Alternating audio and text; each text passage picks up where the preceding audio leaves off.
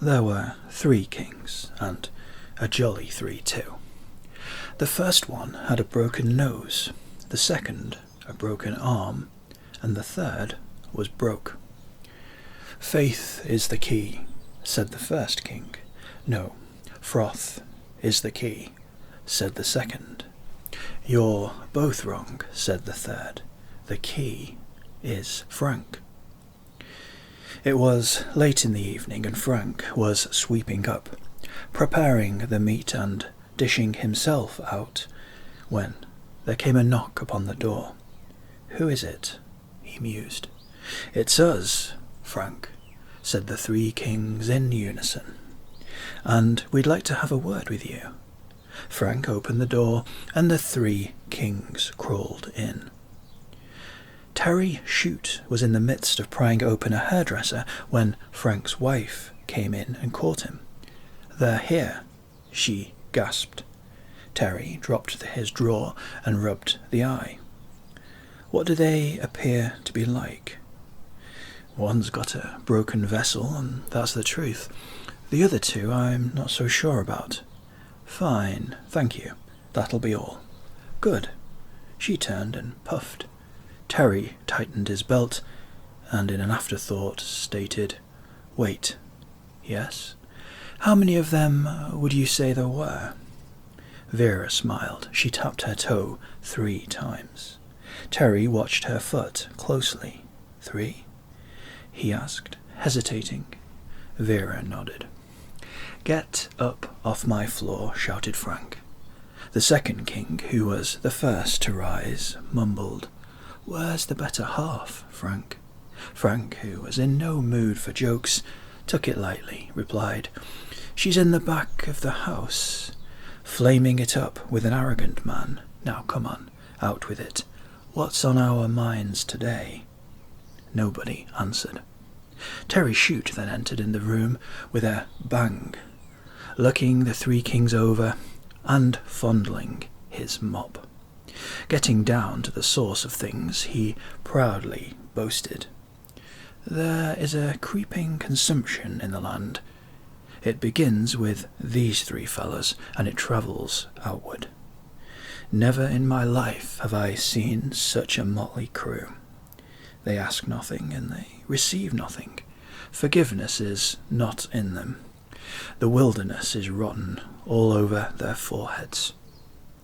They scorn the widow and abuse the child, but I am afraid that they shall not prevail over the young man's destiny.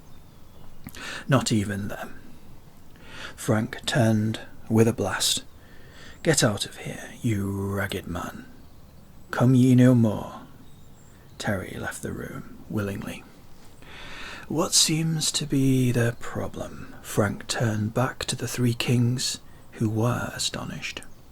The first king cleared his throat. His shoes were too big, and his crown was wet and lopsided. But nevertheless he began to speak in the most meaningful way. "Frank," he began, "Mr. Dillon has come out with a new record.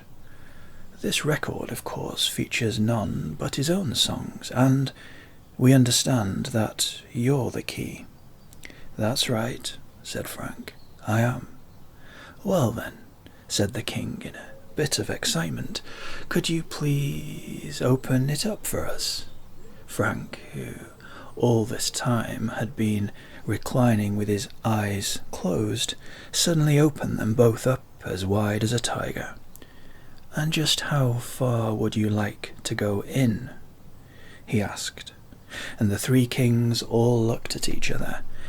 "Not too far, but just far enough so we can say we've been there," said the first chief. "All right," said Frank, "I'll see what I can do." And he commenced to doing it. First of all, he sat down and crossed his legs. Then he sprung up, ripped off his shirt, and began waving it in the air. A light bulb fell from one of his pockets, and he stamped it out with his foot. Then he took a deep breath, moaned, and punched his fist through the plate glass window. Settling back in his chair, he pulled out a knife. "Far enough?" he asked. "Yeah, sure, Frank," said the second king. The third king just shook his head and said he didn't know. The first king remained silent. The door opened and Vera stepped in. "Terry Shute will be leaving us soon, and he desires to know if you kings got any gifts you want to lay on him." Nobody answered. It was just before the break of day, and the three kings were tumbling along the road. The first one's nose had been mysteriously fixed. The second one's arm had healed. And the third one was rich. All three of them were blowing horns. "I've never been so happy in all my life," sang the one with all the money. "Oh, mighty thing," said Vera to Frank. "Why didn't you just tell them you were a moderate man and leave it at that, instead of goosing yourself all over the room?" "Patience, Vera," said Frank. Terry Shute, who was sitting over by the curtain cleaning an axe, climbed to his feet, walked over to Vera's husband, and placed his hand on his shoulder. "You didn't hurt your hand, did you, Frank?" Frank just sat there, watching the workmen replace the window. "I don't believe so," he said.